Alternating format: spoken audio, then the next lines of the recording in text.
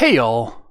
I was super excited to read out Neji's episode, so there was a lot of mushed together words from talking too fast. The vast majority of you probably didn't even notice, but non-native English speakers likely picked up on that. I'll try to keep myself a little slower for this episode. When I listen back to my videos for the final bit of editing, I usually play the video at double speed and have no problem understanding it. The Neji episode was nearly pure gibberish. And today's episode, I don't know how to describe this. I planned the entire arc out all at once, so having to only deliver it to you in fractions as individual episodes is amping up on my own exhilaration. I feel more and more amped up with each passing episode because I'm obviously very involved and fascinated with all of the storylines I've created for each of the Konoha 12. Because there hasn't been a lot of action in these episodes so far, I've also been able to make them much longer. The visuals are far more basic since I'm only dealing with one or two known characters. Speaking of which, last time I introduced Satoshi and Kana, these are original characters. Same as the characters I introduced for Choji. I don't want to disappoint anyone, but my rewrite deals primarily with Naruto canon characters. Nearly all of my original characters will not play any significant role in the overall plot. Some will. Just to make it easier to parse in the script, I've given characters names. It makes it easier to follow what's happening if I can say Satoshi repeatedly instead of that other inmate.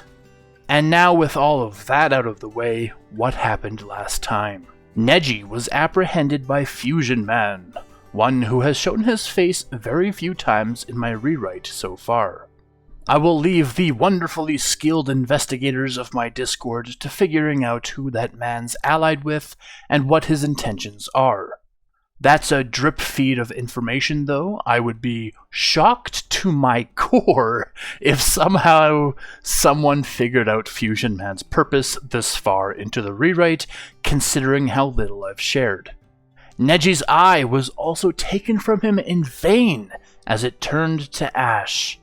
This was a measure of protection deployed by the seal on his forehead. And then he was thrown into prison, where he had the most unlikely cellmate. Finally, we have the arrival of another of the Konoha 12 at the end of last episode. So I think it's about time we see where that ends up taking us. Before I go any further, make sure to like, subscribe, and comment away, as well as click the Discord link below to join in the group conversations about where this story's headed. On with the episode. As Guy and Lee reach the gates to Konoha, they see a long line of farmers and traders entering the walls. Amongst these travelers is a farmer whose wagon is just way too overloaded. As his donkey carries the wagon 10 feet, a few baskets repeatedly fall overboard. Though the man is patient with this burden, Guy and Lee volunteer their services to the man and help to carry the baskets into town with him. He sees their leaf forehead protectors and relaxes, welcoming their offer of help. As they walk through the gates with great baskets heaved up on their shoulders, they pass by Izumo and Kotetsu without notice. Their faces hidden by the wagon and vegetables, the two ninja at the gate assume they are simple farmhands helping with the delivery. And so they venture deeper into the village, as of yet completely unnoticed. For the first time in a few weeks, Shikamaru has finally been able to get away with Choji and have a meal with him. Choji's filled out again, but apparently it took a long time for him to get used to easily accessible food again. Shikamaru was both relieved by Choji's return, but also concerned for what his friend went through in his absence. Hesitant, Shikamaru struggles to ask what happened to Choji to struggle with food like this. Unable to broach the subject comfortably, Shikamaru asks Choji instead how good the food tastes. Nodding slowly, Choji tells him that it's good, as he nabs one piece of barbecued pork and takes a small bite from it. In the past, he would have magically swiped up 6 pieces at once and inhaled them before Shikamaru had the chance to pick up his chopsticks. Shikamaru asks Choji whether he's hungry right now, concerned for the vast change in his friend's attitude towards his favorite food. Choji nods at him and takes another bite. He tells Shikamaru that he needs to be careful though. Eating too much at once after being away for so long might create more trouble than good in other ways. Raising an eyebrow at Choji, Shikamaru notices someone pass outside in an all-green uniform from his peripheral vision. In the short instant it takes for him to turn in that direction, the person's already passed behind a wall and he cannot see them anymore. The question of Might Guy's ridiculous outfit doesn't even cross his mind. Instead, it was just an odd outfit that he assumed someone in the village chose to wear that day, and returns to his careful conversation with Choji. Choji is interested in entirely different mysteries than Shikamaru in this moment. He's stunned that only Shikamaru of all the Konoha 12 managed to make it back after the war. Adding to Kiba, Ino, Sakura, Lee, Naruto, Shino, and Tenten, all vanishing without a trace? No one witnessed them being taken? Sasuke and Neji were presumed to be killed in action, but with Neji's relatively safe return, that's up in the air as well. Meanwhile, Hinata was taken by a known force, and they still haven't found her anyway. The world was just too vast. Shikamaru rubs his eyes and tells Choji that he'd regrettably assumed that they were all dead at this point, before his voice catches and he stops talking. Choji smiles softly at his struggling friend and continues to eat in their quiet peace. Having fully recovered as well, Neji is back at the Hyuga Manor training with his father. Through his own trials and tribulations, Hisashi assumed Neji might be too rusty with his techniques, but he seems to have retained his form to near perfection, even in all the challenges he went up against. However, Neji has continued to reject offered eyes from others, stating that he doesn't deserve to rob someone else of this magnificent gift if he couldn't even protect his own. It was the Hyuga tradition to bury their dead with their eyes, so there were no additional spare eyes to use. Even the eye Kakashi returned with, that Ao had stolen, was returned to its original owner before they returned to their burial site. Hisashi suggested to Neji that he could at least accept a normal eye. Those were obviously much easier to come by, and at least then, he would return to having a full range of vision without the Byakugan.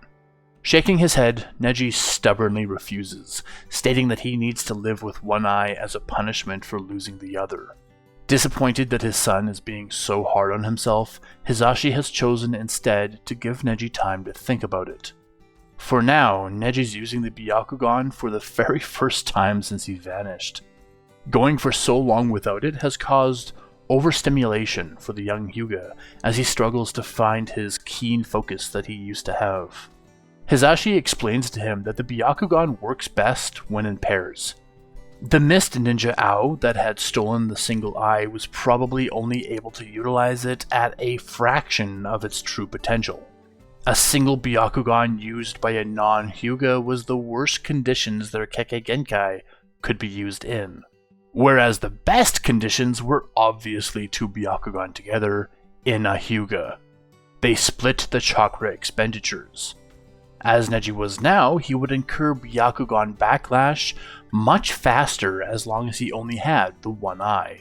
As Hisashi explains this, Neji deactivates his Byakugan and vomits into his hand, dizzy from its use. And just as Neji had relinquished his Byakugan, Lee and Guy had stepped into his range. While Neji struggled and attempted to recover from this most recent use, Lee and Guy passed by yet again, completely unnoticed. As the 2 ninja reach the Hokage building, they notice no Anbu guarding it and walk straight in. This isn't entirely odd, as it's possible they're in a meeting right now with Lord Jiraiya, if he was still Anbu captain. And so they ascended the stairs and reached the Hokage's office. Inside, Kakashi's sitting across from Minato, who's debriefing him on his recently finished mission. I was returning from the Land of Grass when I spotted a messenger of the sound crossing the border, Kakashi explains to Minato. Given our strict sanctions that we've applied to the Land of Sound, I intercepted the man as he attempted to enter the Land of Rain. Removing a small scroll from his pocket, Kakashi hands it to Minato and tells him that it's remained sealed since he dealt with the Sound messenger. He's currently in the jails, Kakashi finishes, suggesting that more information can be pulled from him. Well, he'll be in there for a while. Inoichi is out on an S-ranked mission, Minato tells him. A knock comes from the door, and Minato and Kakashi both stop talking and look at the door. Minato calls for the knocker to enter, only for Might Guy and Rock Lee to enter the room. Guy's clothes are torn to shreds and worn away from weathering, and, knowing Guy, likely from a little bit of activity. He's uninjured, save bandages around his right forearm that have dark stains in them. His hair has grown out to past his shoulders and is entirely unkempt. Despite his Hokage being in the room, Guy looks first at Kakashi, who's staring back at him, wide-eyed and stunned. Lee, on the other hand, isn't in his usual green garb. Instead, he's in black and white robes that he's done well to take care of. He's rather professional looking, as he's kept up his hair regime in his absence as well. Kakashi leaps to his feet but pauses. "Guy," he mutters before covering his eye with a hand and turning away for several seconds of silence.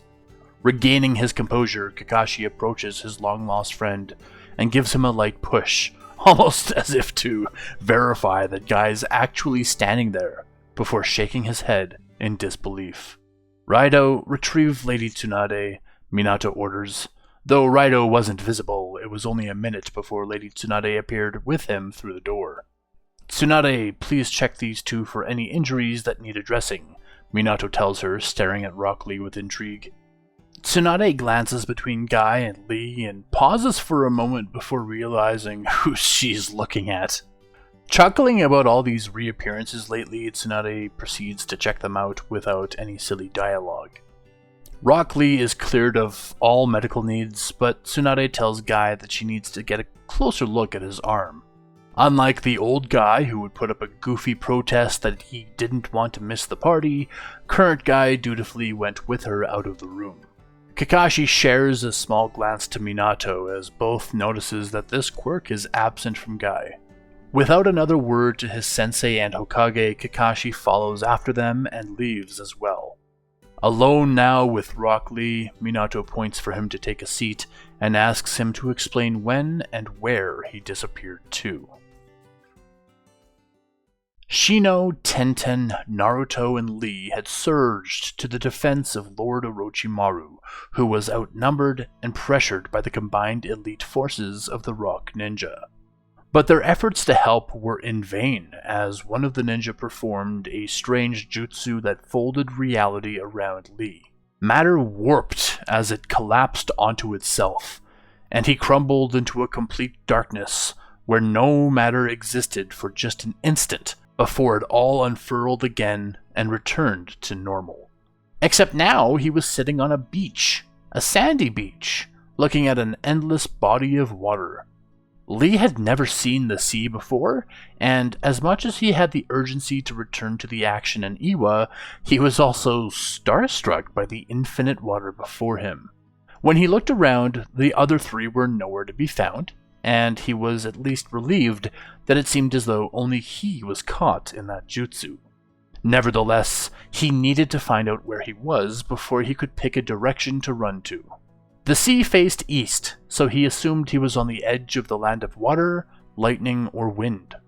He had never been to the eastern shores of the land of fire either, but assumed you could see the land of water from the shore there. But here, there was no land in sight. He must have been teleported pretty far from the land of Earth. Keeping his cool, Lee realizes that he probably won't make it back for the fight, but at the very least he should make a beeline for the land of fire. To his north, the sandy shore stretched for miles and miles. To his west was an odd-looking landscape. It looked like there were some forests, but they were oddly separated, and he couldn't tell from his vantage point what separated them. To his south, the beach fell away to a building cliff that, at its peak, must have been hundreds of feet above the water. Further still, atop the cliffs, was a mountain range. It was clearly quite far away, but Lee figured that if he could climb a mountain there, he'd have a remarkable view of his surroundings. And so, without further ado, he took off sprinting. He had lost his weight during the excursion in the land of Earth, and so was moving at his true top speed. Lee mused that he could have been anywhere on the mainland, or even quite possibly on an island in the middle of nowhere. The mountains were both much larger than he thought, and much further away. It took 6 hours of sprinting before he reached just the foothills. By this point, the sun had started to drop in the sky and Lee was growing tired. The urgency that he had to return to his allies was being forcibly quelled by his inability to discover where he was. In these foothills, where trees were more sparse, he encountered strange animals that he had never before seen. There were birds that walked around with long spindly legs, and as they were spooked by his passing, stretched out their wingspans dozens of feet in length. Just past these were enormous elephants with 20-foot-long tusks. Everything seemed overlarge. He was convinced that he saw a squirrel run into a tree, except that the small woodland creature was the size of a large dog. Finally reaching the mountains proper, he chose to camp out for the night and reserve his strength. There was a slight chill now, as he had clearly risen in elevation by this point, and there was a constant breeze nipping at him. But he found a large rock to tuck himself into to avoid the wind, and sleep came fast. When he woke the next day, he proceeded to scale the nearest mountain. Never one too shy from a challenge, Lee took the climb one grip at a time, and slowly but surely made his way up. And as he got higher, the air thinned, something he had already prepared for, a nice additional set of training. It got colder and windier too, but not anything Lee couldn't handle. However, much to his chagrin, the higher he got, the more alien the land around him felt. The land was mired by thousands of interconnecting rivers with random tight forests throughout. And no matter how much height he gained, he never saw any land on the other side of the sea to his east. But he constantly reminded himself how little of the world he had first-hand experience with. So he decided to keep climbing until he at least found a settlement that he could find people to speak to. For all he knew, this was familiar ground for a cloud ninja or a mist ninja. Finally, Lee had reached an altitude where snow was ever present.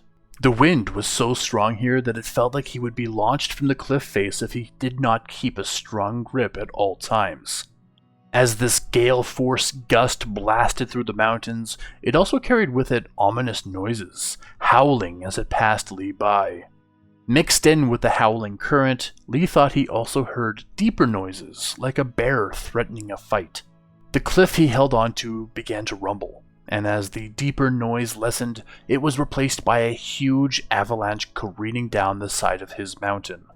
He wondered too if that deep noise was simply the sound of thick ice cracking and echoing off the neighboring mountains. The falling snow was heavy enough to be undeterred by the wind as it shot out around him and missed Lee thankfully as it fell to the earth below. Waiting in spot for it to pass, Lee eventually resumed his climb and shortly thereafter reached the peak. The top of this mountain, however, was not what he had expected. Mountains usually top out in a point. This one topped out in a massive, flat plateau, as if its peak had been methodically removed altogether. One side of the plateau had a huge outcropping of stone, forming the entrance to a cave that led into the bowels of the mountain itself. Tired from a day of climbing and cold against the shrieking wind, Lee ran into the cave to escape the elements. Not only was he physically exhausted, but the thinning air had finally begun to adversely affect him. Dizzy, Lee slumped against the wall of the cave, panting, and crumpled to the ground.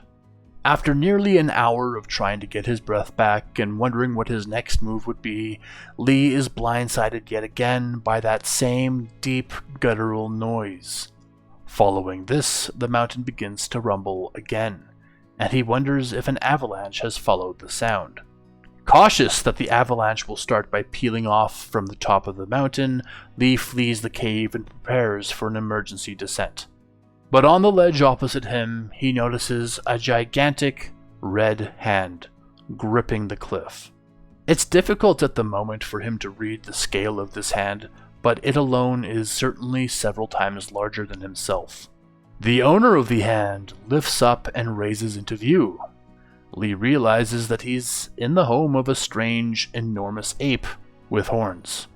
As it lifts the whole of its body onto the plateau with just one hand, Lee also notices that it has 4 spined tails.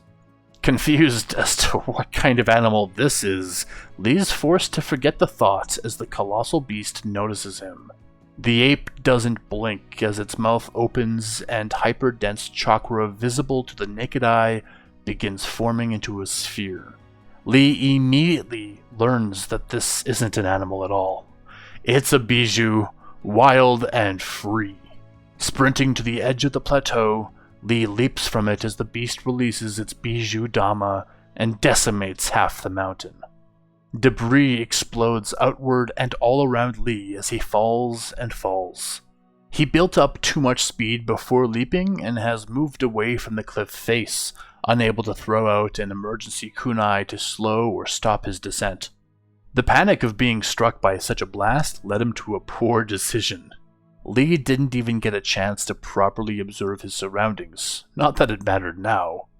If he didn't survive this fall somehow, then it was all for naught anyway. He can't even manipulate chakra to grip himself to the swiftly passing wall.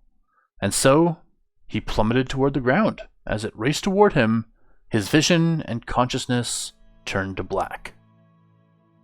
Waking in a world of hurt, Lee feels like his body's one big bruise as he struggles to move in any way.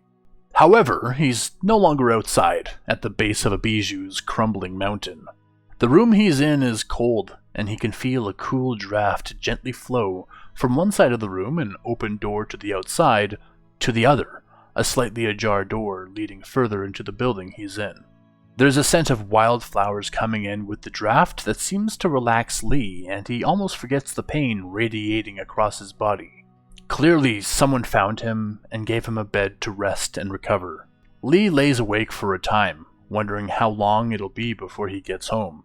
He was so worried about Guy during the entire invasion, and now it was he who was lost. There was a level of powerlessness that he felt, laying in bed like this, while his allies and friends could be in mortal danger. But at the end of the day, he had nowhere to go, even if he did leap to action right now. The door on his right slides open, and a woman comes through to greet him. She wore white and red robes that are wrapped in just such a way that her arms and legs have free individual movements. The woman sits beside him on a stool, and a second woman enters with a tray of tea and food. She pours a cup for Lee to drink, who obliges politely, and a bowl of fruits and vegetables are placed on the stand beside him. When the second woman leaves again, she slides the door shut again and leaves Lee with the initial woman. She tells Lee that it was lucky that he got out of the avalanche alive. When the honored beast got angry, there were a few that could escape its wrath. Her brothers and sisters did what they could to slow his fall, but he still landed down rather hard. When he introduces himself, she tells him that she's called the Butterfly by her brothers and sisters. When he asks her where he is, she tells him that they are on the eastern edge of Heiwa no Sekai, or the World of Peace. Lee grimaces, entirely unsure of where that is. Before he can ask though, she tells him that the clothes he had been wearing were strange, and not entirely appropriate for the environment they were in, so they gave him robes as well. Looking down, Lee's surprised that he never noticed them. Similar to her own style, Lee's are a solid white. Indeed, they're light and soft. He can barely feel them against his skin. He tells her that he needs to return home as soon as he can, since there's that huge war going on. However, when he climbed the mountain, It was to get his bearings, and of course the gigantic monster ape attacked him. Lee tells Butterfly that he thinks it was one of the tailed beasts. She smiles at him and nods along with his story and priorities, but she's clearly just as confused by him as he is by her. The beasts are normally inside a Jinchuriki, and though Lee's seen one in the wild before, he never thought that there'd be more.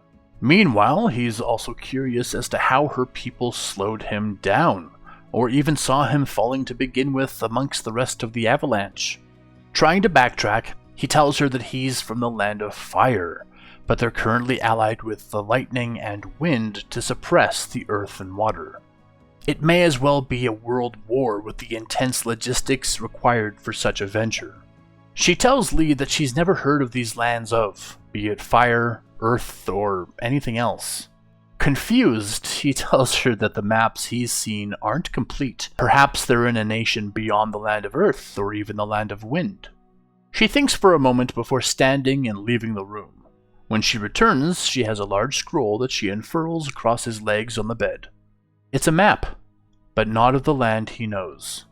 Lee notes that they're beside the sea, so they must be at the eastern shoreline in Heiwa no Sakai. He asks Butterfly if her people know what lies beyond the sea. Scrunching her face in thought, she tells him that there are some traders that go back and forth from the lands beyond, but the journey is long and extremely dangerous. It isn't a path often tread unless there's considerable profit to be had. Lee wonders how a tailed beast got over here unless it's simply made the swim. Likely for a beast of that size, it would be rather easy. He also asks her if there's a ninja village nearby, because maybe they could give him a more relevant information. Butterfly smiles softly at him, though her brows furrow as she answers, "What's a ninja?" Lee learns that he's in a country called Heiwa no Sakai, and it sits nestled alongside two other countries. The other two countries are Hikari no Sakai, or World of Light, and Kagaku no Sakai, or World of Science. Butterfly explains to him that the three countries live in complete harmony. She's not sure why they're referred to as countries, because their relations are so strong that they may as well be provinces of one large country. They certainly all flew the same banner. Those who are spiritual come here to the world of peace. If these individuals have a fear they wish to conquer, or find themselves too violent or emotional, the monks of the world of peace help them find their center. Lee is currently in one of the monasteries of the monks. Butterfly herself is a monk. Those who seek higher learning go to the world of science. Inventors and those of an intrepid mind often go here. Innovators and architects of humanity go there to work with like-minded people in making their world as a whole a better place. Those who want to help the world or seek to follow and carry out laws go to the world of light. Those of the philosophical mind, too, go to the world of light so that they may have their endless conversations without confrontation. Regardless of where any individual is born, they get to decide which of these countries to send themselves to. Ultimately, if they do not wish to seek any of these higher goals, the people of the world will congregate to the world capital at the intersecting point between all three countries. Altogether, these lands are collectively called Hitotsu no Sakai, or the World of One.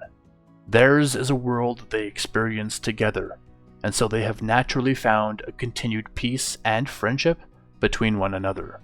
And just as where Lee's from has no idea of this land, the World of One seems equally uninformed about Lee's home.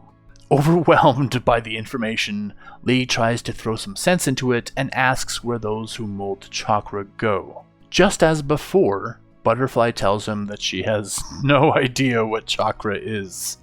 He points toward the ceiling and tells her that that ape monster spat a ball of chakra at him. When he says this, she lights up and asks if he feels well enough to stand. With a little caution first, Lee finds his feet and follows her further into the monastery. He looks backward once and sees that the open door on the other side of his room leads to a balcony with a gorgeous mountain view. There are dozens of men, women, and children all around him. None of them pay him any mind as they pass by, despite Lee feeling out of place amongst them. Outside his room is a large and long hall where the various people are congregating. Along all the walls are other doors similar to his own, and he can only assume those are rooms for others as well. At the far side of the hall, Butterfly opens a set of double doors and welcomes Lee to go first into the next area. The noise pitches up in this room, and when Lee approaches a banister just ahead, he looks down to see hundreds of people in rank and file following the performance of their teacher at the head of the group.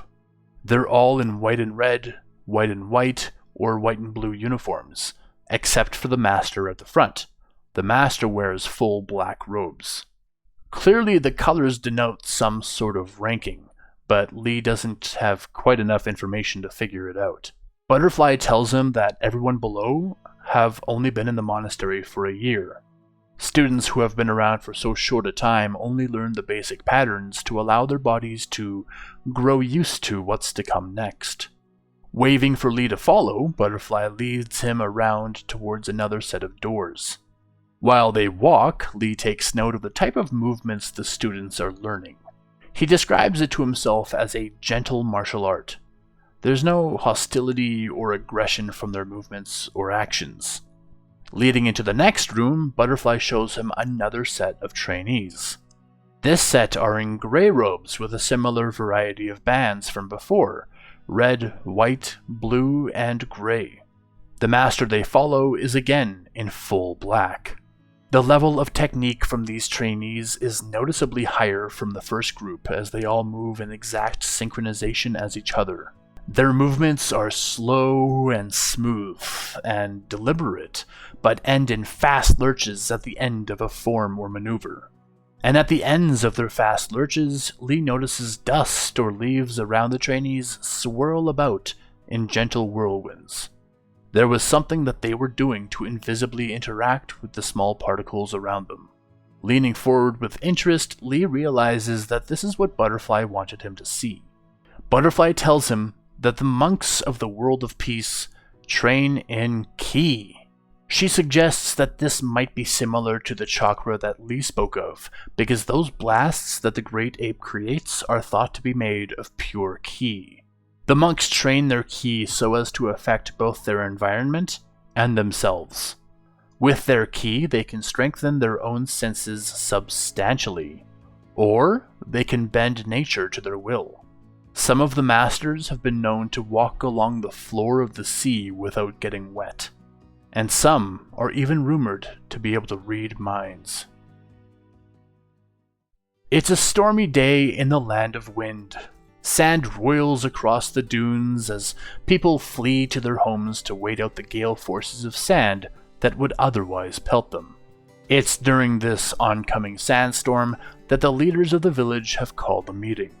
The village elders, alongside the foremost Jonin and Anbu, sit together around a very large circular table.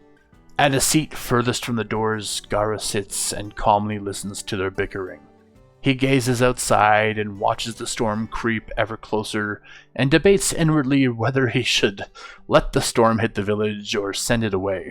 Bored by the dilemma, he turns his gaze to the doors leading into the room and longs to sit outside it with the others. In the hall outside, Tamari sits across from a leaf shinobi. Their headband has been showered by hundreds of specks of sand, and now sits dimpled, 1,000 tiny craters across its surface. Tamari says that hopefully this meeting will finally decide their new Kazekage. It's been such a long time since her father was killed that the people are just getting antsy. The person opposite her asks how Tamari's adjusted to the loss of her dad, saying how they wish their dad doesn't die for many more years to come. Outside, the sandstorm has clearly hit the village, as both in the hall hear it raining hard against the Kage building. Raising her chin proudly, Tamari says that he died honorably and for his nation. She could not have asked for a better way for Rasa, the Kazekage, to go. And quite frankly, if it weren't for them and Gara, so many more people that she cared about would have died in that attack.